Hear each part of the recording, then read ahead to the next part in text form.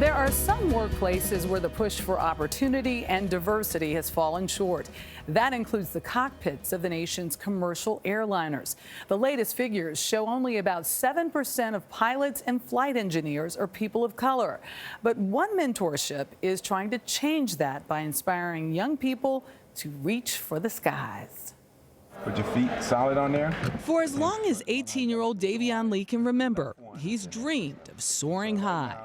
I was like about 3 years old. I was walking with my parents. I looked up, I saw an airplane. I said, Mom, I want to fly that one day. It's just been a passion that grew in me ever since. You were hooked at 3 years old? Yes.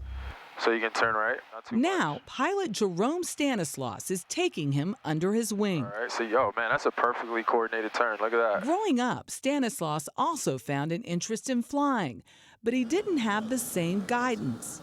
I kind of put myself in a box and, told myself that I would never probably be a pilot. It's because I actually never saw a pilot that, that looked like myself. Just over 2.5% of aircraft pilots and flight engineers are African American, according to the Bureau of Labor Statistics. So last year, Stanislaus started giving free flights, often to kids of color. Aviation is it's a very expensive hobby, and it's also equally as expensive as a career to get into. It is definitely a barrier for so many people. He's part of Fly for the Culture, a nonprofit that promotes inclusion in aviation. When you take a kid up for the first time, you see their reaction. Oh, it's priceless.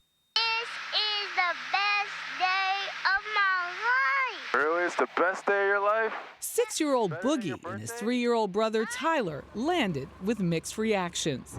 It was fun. It was fun? What's going on with your little brother? He's Knocked out. You might want to be a pilot when you grow up? Yeah. Why? You fell asleep in the back. Yeah. Yeah, that was silly. We're climbing. Stanislaus hopes these kids can see themselves in him and spark an interest they didn't know they had. I'm spending this money to, do this charity, I guess, when I could really be using it to, further my own career. Why do you do it? Because I love it. I'm sorry. It's okay. I'm sorry. And I really want to be able to make a difference. And this is how I do it, it's like my purpose. A purpose that is making a difference. It's inspirational to know that there's somebody who looks like me, who's doing what I want to do, and he's helping me out. Proving that it's always better to have someone there along for the ride. Man, that was on the money, bro.